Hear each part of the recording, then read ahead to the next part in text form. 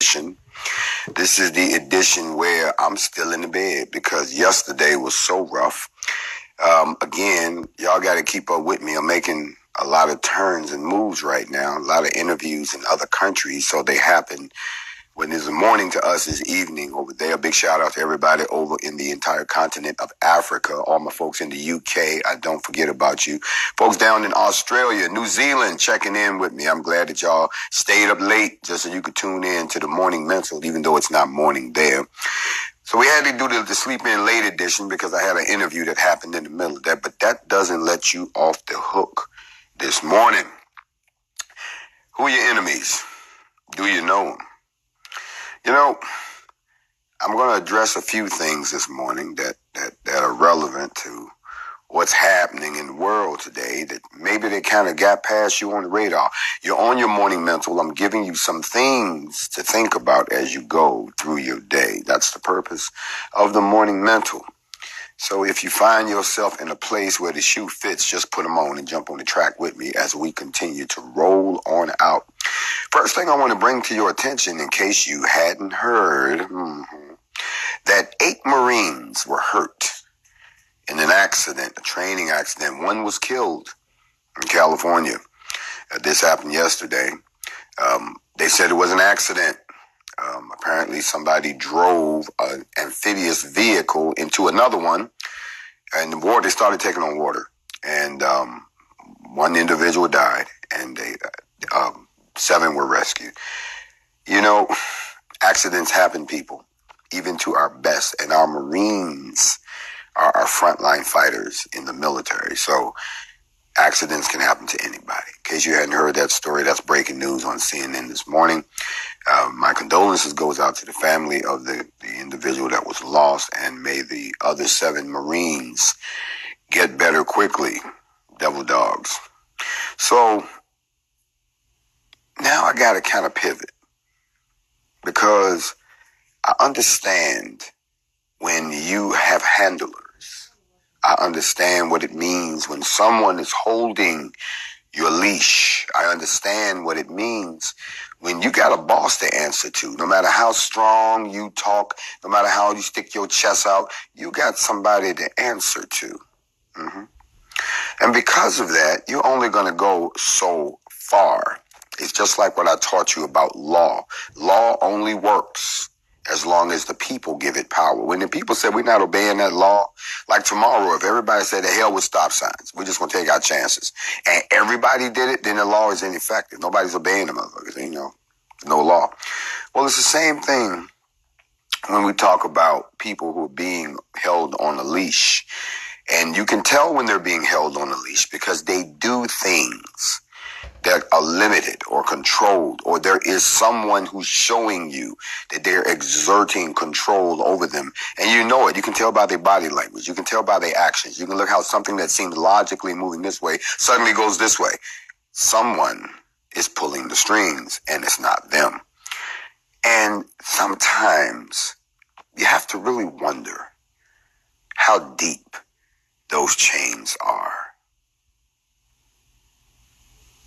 You have to think about it. Because it's one thing for someone to pull your chain. It's another thing for them to make you dance on the end of it. You understand what I'm saying? Like, y'all remember the old cowboy movies where the bad guy would come in with his boys and they pick on some innocent dude and they tell him to dance. And if he didn't, they start shooting at the floor at his feet so he would dance. And you sitting back like, they could have never done that shit to me. You know what I'm saying? But there's people in life like that. They're all around you. And they might be it's just one-on-one. Oh, they in power. But when the boss show up, you know, we could be having a ball, just kick back, maxing and relaxing. Everybody doing their own thing. Ain't nobody bothering nobody. And all of a sudden, somebody will walk in and say, yo, man, they saying that so-and-so coming next week. We got to clean up the joint.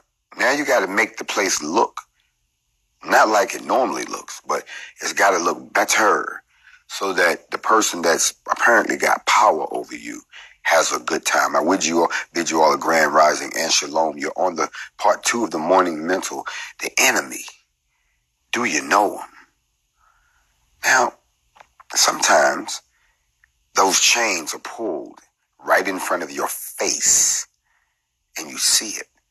Now, see, most people, when I say the term enemy, you think of someone you're at odds with. No, someone can be your enemy simply if they are at odds with your beliefs or at odds with your view of the world. Someone can become an enemy simply because you hold a certain thought in your head. For instance, I'm about black liberation. I am about the development of a black nation. I am about the advancement of the black civilization. You see, some people cannot get with that. So rather than try to understand, well, why would he say something like that? Let's take a look at history. Let's look at the facts. Let's see if we can reasonably come to a conclusion as to why he feels that way. And then maybe we can find a way to alleviate that so he can be a productive member of society. No, y'all don't have them thoughts. Instead, y'all have these thoughts. Oh, we're going to kill him. Oh, we're going to lynch him. Oh, we got to wipe him out. Oh, we can't let that happen. Oh, they might be better than us. Oh. Now, does that sound like someone who is looking forward to a more advanced civilization where we can rise to technological heights and spiritual heights and developmental heights that we have yet to achieve? No, that sounds like the words of a barbarian. It sounds like the words of a wild man. It sounds like the words of a half man, half animal.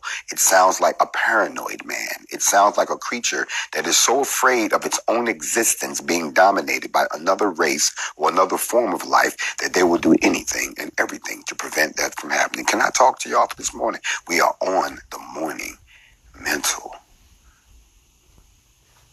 Brother, you know I'm talking. Sister, you know I'm talking. And if this shoe fits, wear it. It's one thing for them to pull your chain. It's another thing for them to make you tap dance in front of us. Now, then again, there are some people who are so far out of alignment with the Most High, who you should give some praise to right now. We should pause right here and give them all praise to the Most High. You should stop what you're doing, give praise to the Most High. I'm on my morning mental. Now, there are some of you all who still practice the ancient forbidden practice of idolatry. You idolize some people, these entertainers and athletes. You idolize them. They can do no wrong, not in your eyes, because you've given that part of your soul to them. You'll fight and die for them. Oh, you'll roll up on people for them. You will paint your bodies. You'll cut your hair. You'll try to look like them, walk like them, talk like them. And if you can't, then you'll attack them.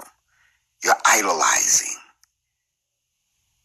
When the only one you should be idolizing is the Most High, or the things that he sets in motion. So you can imagine my surprise when I heard about, and I'm just stating facts here, that Beyonce was about to drop a new album that was supposed to be geared toward black people. And I said, well, the themes are black. And she says it's targeting the dark audience. So that's a good idea. And then I looked at who was behind it. And it was Walt Disney. Well, once again, that struck me because I didn't understand. And then I began to realize what was going on. You see, money will make you do a lot of crazy shit. Point blank. So the financial deal that had to be done between the Beyonce empire and the Disney empire to release or re-release the soundtrack to The Lion King, but make it blackified, as I'm going to go ahead and call it, blackified, but have Disney behind it, again, is the same thing what they did with Black Panther. This was a movie that was supposed to be about a fictitious way that we should have been. But Disney, that was a Disney movie, okay? Yeah, they let a lot of black people act in it. Yeah, they let a lot of black people help write the story, made the clothes, all of that. But it was still a Disney. If you got the DVD or the Blu-ray, as soon as you pop it in, what's the first thing you see? The castle with the do-do-do-do, right? It's a Disney flick. So when I saw this, I went, well, Are they dangling? Is there a chain involved here? What's going on here? Because at the same time that was going down, I then found out that Serena Williams, yes, you know, the famous tennis star, she gave $4.5 million to U.S. schools for masks, which immediately raised two questions for me. You're giving masks, $4.5 million worth of masks to schools in America. I just have to ask, how many of those masks are going to poor schools and poor neighborhoods? And, you know, and matter of fact, last time I checked, you play tennis. Who's making these masks? See, I've always begun to peel it because I'm looking at an individual that I'm sorry, she's a great athlete, but I'm sorry. That's all I got to say. My people know what I'm talking about. I got to go into your business. I don't do that. But now you're making this effort toward the mask. Who's behind this? Because all these white corporations is trying their best to try to say, I was part of the solution. They think they can buy their way into it. What we need is some laws change. What we need is some land redistribution. What we need is some money redistribution. What we need is some people let out of this unfair system. That's what we need. We don't need you to buy masks through a black athlete and say you're doing your part. We don't need you to have a black singer to make a black album, you know, paying them a lot of money just so you can seem like you all right. You understand what I'm saying? Always look at who's behind the curtain. And when I look behind the curtain, oh my God, who's your enemy? Do you know him? So I did a little digging and I found out that the company Bella Canvas was behind this. So I said, oh, Bella Canvas. I said, well, maybe let me go and check out Bella Canvas to make sure they are on the up and up. And what I found was rather interesting because the thing that blew my mind was, well, they're a company that makes a lot of different things, but they have a special relationship with a certain organization. And they don't hide it. It's on their website. You can go look at it. What was interesting was, I'm not sure what genius put this together, but they need to go and walk him off of a plank. You know why? Because this idiot published the entire infrastructure of financial distribution of funds that are donated to, you guessed it, Black Lives Matter, which of course instantly grabbed my attention. I said, Black Lives Matter involved in this? And what this is like somebody left the book open. Because the very first thing it says, that if you're looking to expand your knowledge of the Black Lives Matter movement and its purpose, below are the resources depending on the avenue you prefer to learn. I said, oh, let me indulge this. And as I scan down, first thing it says is where to donate. So I go, where donate? Okay, so I thought I came here to expand my mind, but the first thing you want to do is ask me for some loot. Look, I'm just telling y'all how this shit tracked down. Okay, I didn't go looking for this. I went trying to find out who the white company was that Serena was going to give this money to that was supposed to make these masks to send to American schools. That's what I wanted to know, because are these going to poor black neighborhoods? But then I started looking at where to donate. Now listen to this. The official George Floyd Memorial Fund. We're still donating to that. I Run with Maud. Y'all remember that one? Mm-hmm. Justice for Breonna Taylor. That's interesting. I was involved in that whole piece down in Louisville. I didn't hear about this, but now I know where to donate. Reclaim the Block. Reclaim the Block. Okay. Black Visions Collective.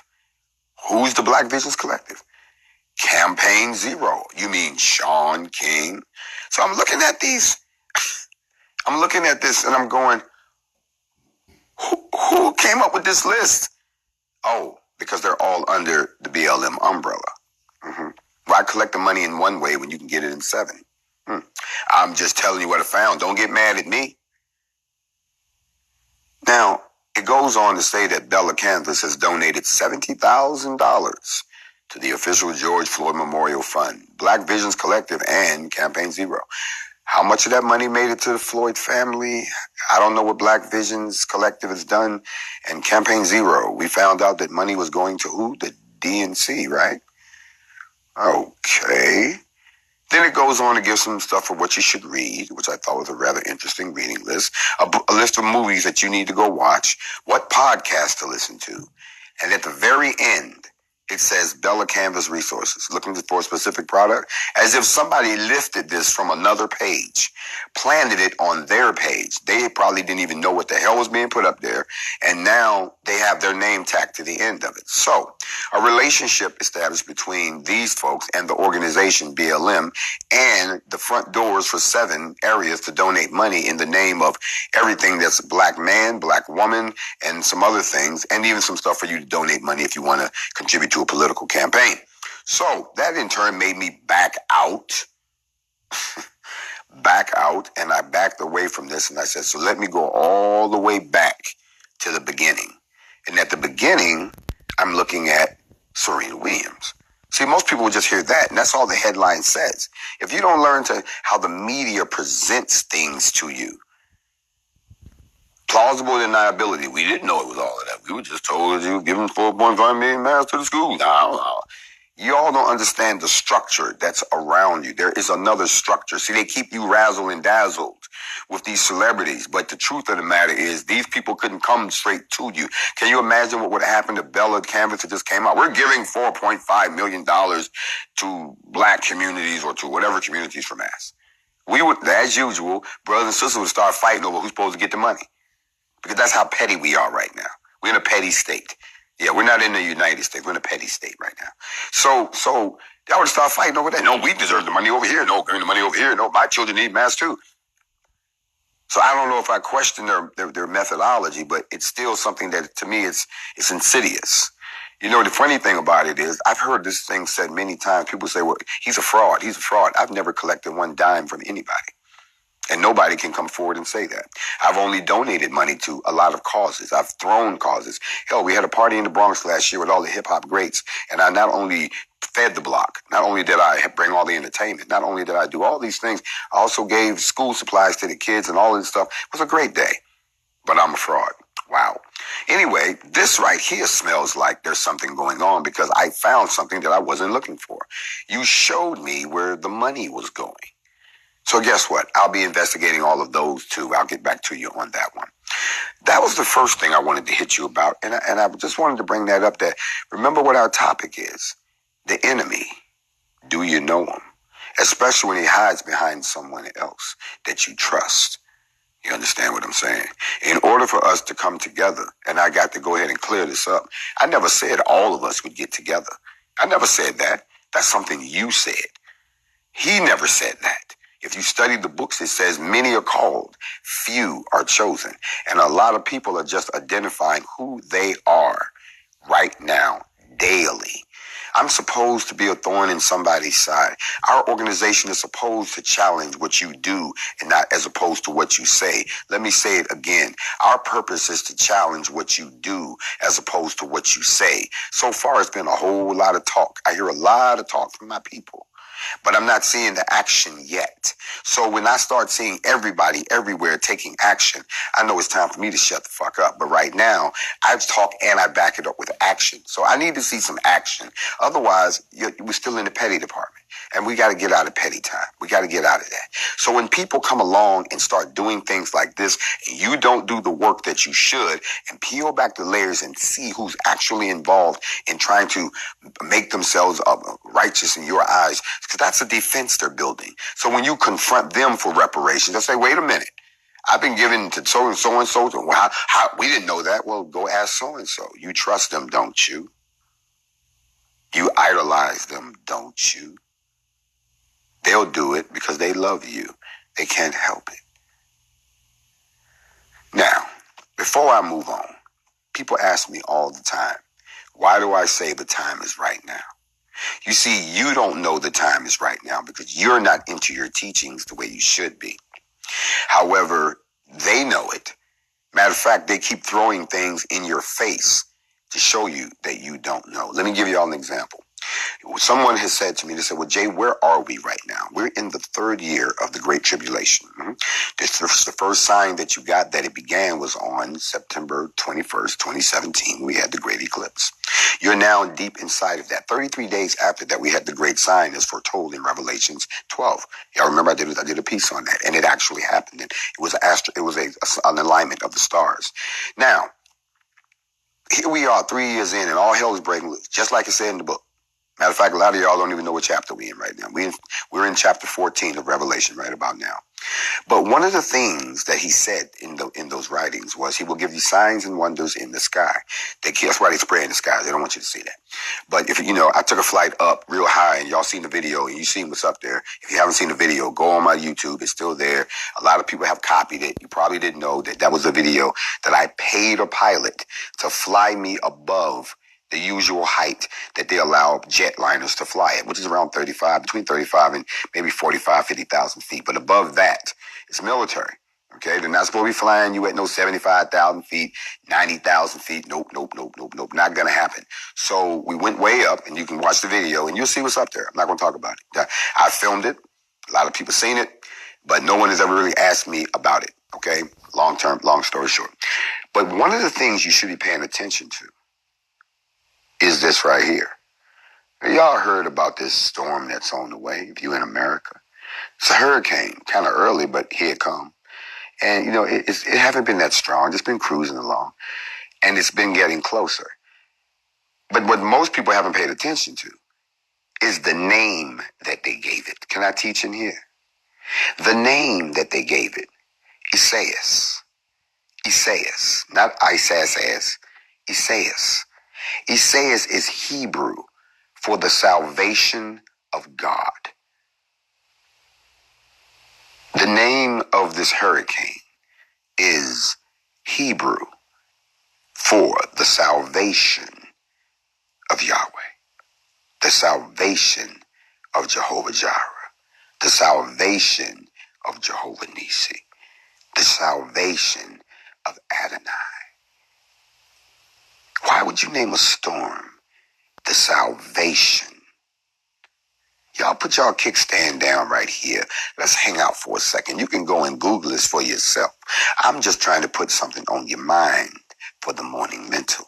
If you hang around in here long enough, you're going to learn something today. Bahamas, it's on its way to you right now. It just cruised past Puerto Rico.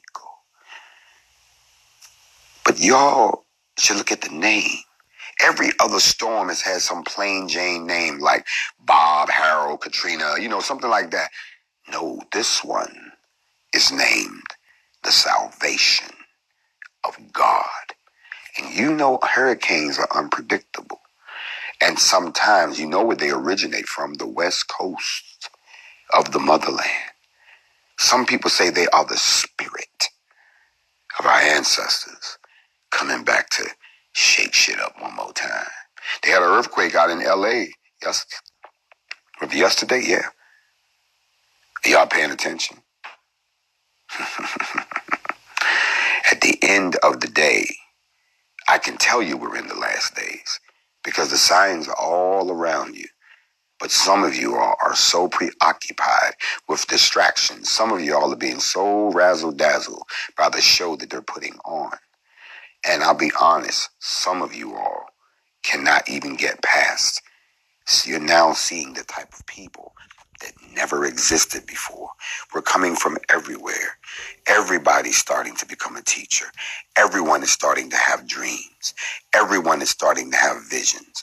Everyone is starting to prophesy.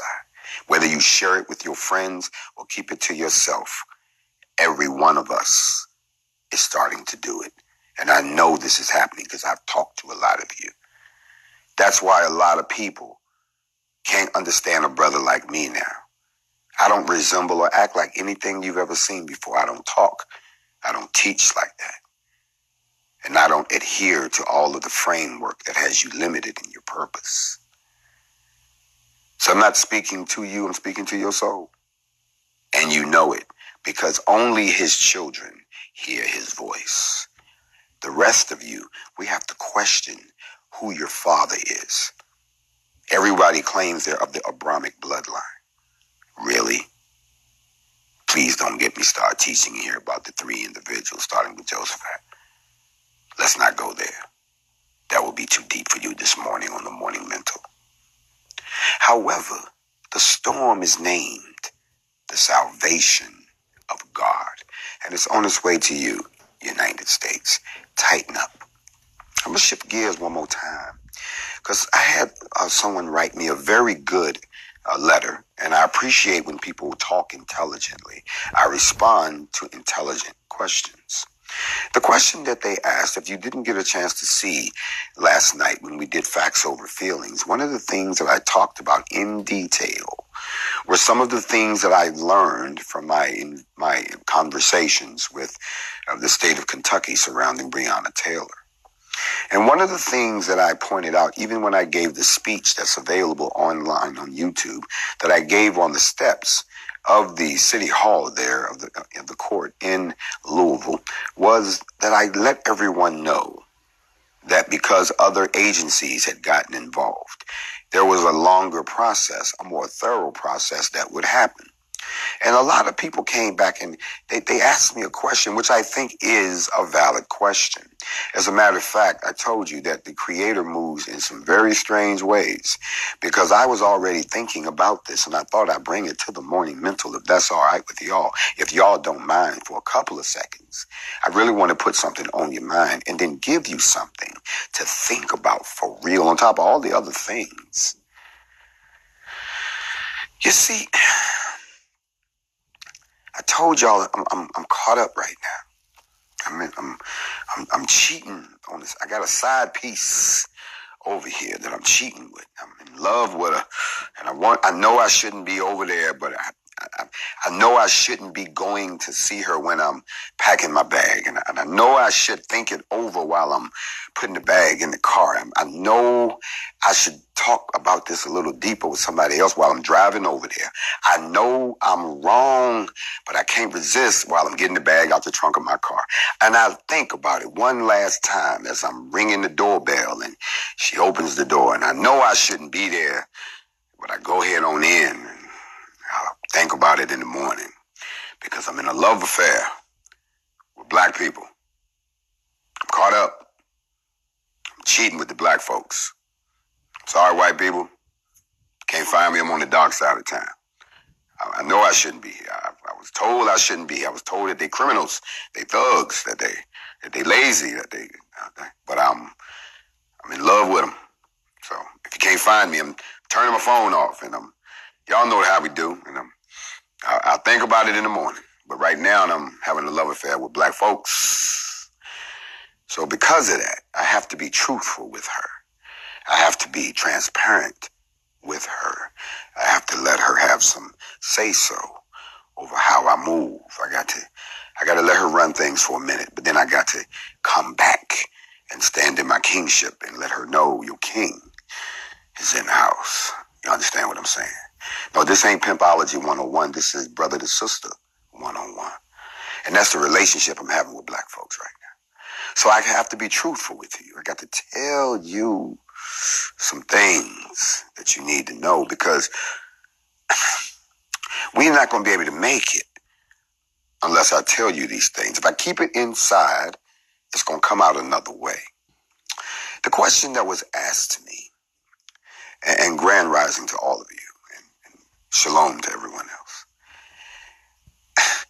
is they asked me, they said, well, you almost acted like you were pleased that the FBI had gotten involved in the Breonna Taylor case. And given the history of the FBI, how could you be happy? I'm confused. And I said, you know what? You've got a good point. But there's something that he missed, and I had to help him out.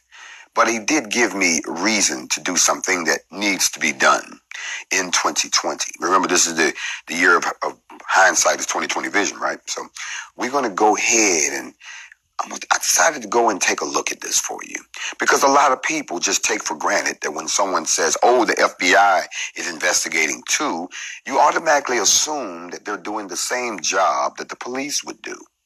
Well, if you don't understand the history and the origin of the FBI and their relationship with people of color, which would be black folks at that time, then you can actually fall into a false sense of security as to what they actually do, what their mission is, what their charter is, what programs they put in place, and the history of them utilizing them against black people, and them proclaiming that they're getting involved in this particular case. You have to understand the history embedded deep within the civil rights struggle to understand that there's something else at play. Now, the truth of the matter is, you can go to their website and you can read what the standard spiel is. Matter of fact, they've got a question that where they ask you, how does the FBI protect the civil rights of people in the United States? Notice it said protect the civil rights of the people. But the true question, before we dig into that, is, well, wait a minute. When does the FBI investigate a homicide? Now, their answer will blow your mind. If the murder victim is some kind of federal officer, like a federal law enforcement officer, if the murder occurred on federal property that's designated as being under special maritime or territorial jurisdiction, or if it occurred on the high seas, on a ship, as a U.S. registered ship, excluding military. So if you're on a cruise ship, some shit like that, then yes. But then I said, well, wait a minute. If that's the case, how can they be okay, hold up. Let me dig a little deeper. It says, if a specific murder suspect has been identified and an arrest warrant is issued and evidence develops indicating that the fugitive suspect has crossed state lines dodging that arrest warrant, then since murder is one of the specific ones that comes under the unlawful flight to avoid prosecution statutes, then a federal warrant can be issued and the Bureau can then enter the case. That's where you get the top 10 most wanted from. So what they're saying in a nutshell is, watch this, that the state would have to charge someone and then that someone would have to run. Right. Okay, let's look at the picture here, people. So we're going to charge a cop. The cop going to run? I don't think so. There hasn't been a case of that yet. No, the cops bravely charge into the fire because they know their ass is done. Now, so once I read that and I realized what their purpose was, I says, okay, so Breonna wasn't on federal property. She was not a federal employee, I don't believe. And she wasn't in a ship. Okay, and she wasn't, her home wasn't under special maritime or territorial jurisdiction. So I went, okay. So what is the FBI investigating? So then I said, well, let's go back to the civil rights situation. Well, if you look on their website, it states this is how they protect our civil rights. Now, I'm going to read this to you because I don't want to get this wrong because this jumped out at me and I went, whoa. The FBI investigates violations of federal civil rights statutes and supports the investigation of state and local authorities in certain cases. It supports them. Federal and civil rights violations fall into several categories. Hate crimes motivated by bias such as characteristics as race, religion, national origin, and sexual orientation. Color of law crimes involving law enforcement and related criminal justice professionals. Misuse of their rights and discretion such as the use of excessive force, of police misconduct, involuntary servitude, or slavery. Violations of the Voting Rights Act, the Civil Rights Act, the Equal Opportunity Credit Act, the Freedom Access to Clinic. If the guy can't get the wheelchair in, somebody going to federal prison.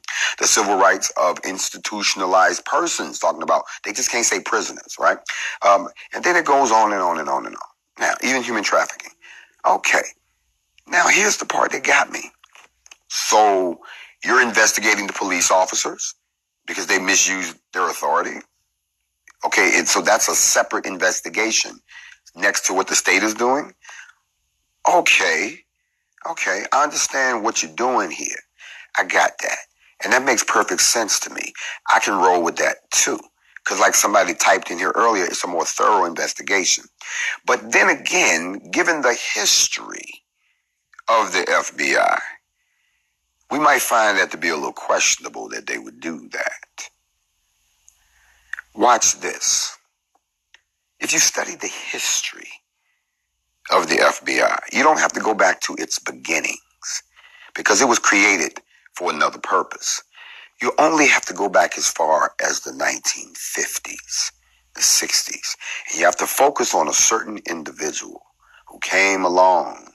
And if you study this man's history and you know where he came from, then you will understand why he was destined to become the person that he was and what he did as far as what we now run around calling people agents. This is where it all started.